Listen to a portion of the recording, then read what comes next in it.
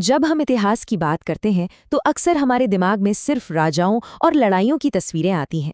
लेकिन इतिहास असल में विचारों, संकल्प और साझेदारियों की कहानी है जो दुनिया का नक्शा ही बदल देती हैं। आज हम एक ऐसी ही कमाल की कहानी को समझने वाले हैं। मतलब ये सिर्फ गद्दी पाने की कहानी नहीं है, बल्कि ये अन्याय के खिलाफ खड़े होने और अपनी किस्मत खुद लिखने की कहानी है। चलिए इस अनोखी दास्तान की गहराई में चलते हैं। तो ये है हमारे नायक चंद्रगुप्त, एक ऐसा नाम जो भारतीय इतिहास में आज भी गूंजता है, जिसने एक बिखरे हुए देश को एक धागे में पिरो दिया था। लेकिन सवाल ये उठता है कि ये सब हुआ कैसे? जंगल का एक आम सा लड़का और वो बना भारत का पहला महान सम्राट? इस सवाल का जवाब छिपा है दो लोगों के मिलने में, जिनका मिलना शायद किस्मत में ही लिखा था। चलिए थोड़ा टाइम में पीछे चलते हैं, 4वीं शताब्दी ईसा पूर्व में। उस वक्त भारत कोई एक देश नहीं था, बल्कि छोटे छोटे राज्यों का एक झुंड था जिस पर नंद वंश का दबदबा था। मगध का राजा था धनानंद, जो अपनी दौलत और बड़ी सेना के लिए तो जाना जाता था, लेकिन उससे कहीं ज्यादा अपनी क्रूरता और लालच के लिए। उसकी प्रजा उससे तंग आ चुकी थी और माहौल एकदम बदलाव के लिए तैयार था। और जब हालात ऐसे हों तो कोई न कोई तो खड़ा होता ही है, और वो थे चाणक्य, एक ब्रिलियंट स्ट्रैटेजिस्ट और विद्वान जिन्हें राजा धनानंद ने भरी सभा में बेइज्जत किया था।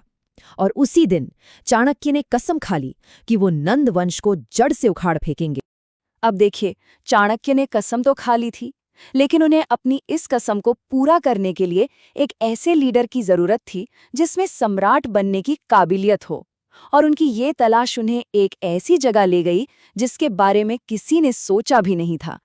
किस्सा ये है कि चाणक्य ने चंद्रगुप्त को जंगल में अपने दोस्तों के साथ राजा का खेल खेलते हुए देखा। वो जिस अधिकार और न्याय के साथ खेल खेल में ही फैसले सुना रहा था, चाणक्य को उसमें वो चिंगारी दिख गई जो किसी और में नहीं थी। उन्हें अपना भावी सम्राट मिल चुका था। चाणक्य सीधे पहुंचे चंद्रगुप्त की मां मुरा के पास, जो कभी धनानंद के महल में ही रहती थी। उन्होंने मुरा को यकीन दिलाया कि उनके बेटे का जन्म ही इस धरती को एक जालिब राजा से आज़ाद कराने के लिए हुआ है। और बस 1000 कारशापण सिक्कों के बदले में एक माँ ने अपना बेटा देश के नाम कर दिया। ये सिर्फ एक सौदा नहीं था, ये वो पल था जिसने इतिहास की दिशा ही मोड़ दी। एक लड़के और एक विद्वान के बीच एक ऐसा रिश्ता बना जो कभी टूटने वाला नहीं था। अच्छा, तो सम्राट तो मिल गया, लेकिन सिर्फ काबिलियत से क्या होता है? अब शुरू हुई चंद्रगुप्त को एक योद्धा और एक शासक बनाने की असली मुश्किल ट्रेनिंग। चलिए देखते हैं ये कैसे हुआ। चाणक्य चंद्रगुप्त को ले गए तक्षशिला, जो उस वक्त दुनिया की सबसे बड़ी यूनिवर्सिटीज में से एक थी। वहां चंद्रगुप्त को ऐसी जबरदस्त ट्रेनिंग मिली जो उन्हें सिर्फ एक वॉरियर नहीं, बल्कि एक स्मार्ट लीडर और पॉलिटिशियन बनाने वाली थी। इस पूरी ट्रेनिंग का आधार था चाणक्य का लिखा हुआ ग्रंथ अर्थशास्त्र।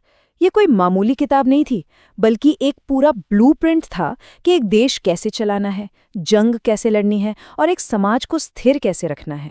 तो अब ट्रेनिंग पूरी हो चुकी थी, चंद्रगुप्त तैयार थे और उनके सामने थी दुनिया की सबसे ताकतवर सेनाओं में से एक, जिसे उन्हें उखाड़ फेंकना था।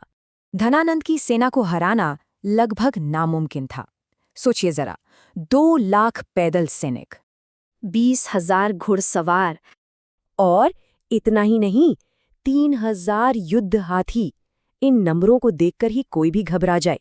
सीधी लड़ाई का मतलब तो एक तरह से आत्महत्या ही था। तो उन्हें चाहिए थी एक बहुत ही चालाक योजना, और उनकी योजना थी भी कमाल की, एक 2-prong स्ट्रैटेजी। एक तरफ चंद्रगुप्त ने जंगलों में उन आदिवासी योद्धाओं को इकट्ठा किया जिन्हें कोई नहीं पूछता था, और उनसे एक छोटी लेकिन घातक सेना बनाई। और दूसरी तरफ चाणक्य शहरों और गांवों में जाकर लोगों के मन में धनानंद के खिलाफ जो गुस्सा था, उसे एक बड़ी क्रांति की आग में बदल रहे। और इस डबल अटैक का नतीजा, उन्होंने नंद वंश को उखाड़ फेंका और पाटलिपुत्र पर कब्जा कर लिया।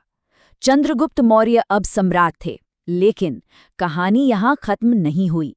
एक जंग खत्म हुई तो पश्चिम से एक नया खतरा आ गया। देखिए, सिकंदर तो चला गया था, लेकिन उसका एक जनरल था, सेल्यूकस।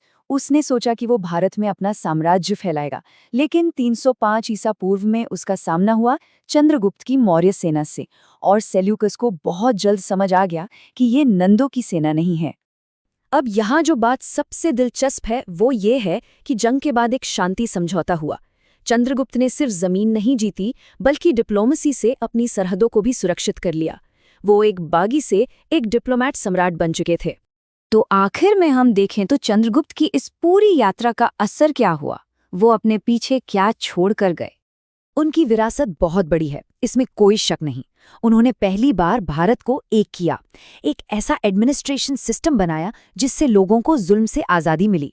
और फिर जो सबसे हैरान करने वाली बात है, अपनी जिंदगी के आखिरी दिनों में इतने बड़े सम्राट ने सब कुछ छोड़ दिया और जैन धर्म अपनाकर शांति की खोज में निकल। तो ये कहानी हमें सोचने पे मजबूर करती है कि आखिर एक साम्राज्य बनता कैसे है। क्या ये तलवार की नोक पर बनता है, या किसी एक बड़े आइडिया से, या फिर दो ऐसे लोगों की पार्टनरशिप से जिनका एक दूसरे पर अटूट विश्वास हो? शायद सच इन सभी के मेल में ही कहीं छिपा है।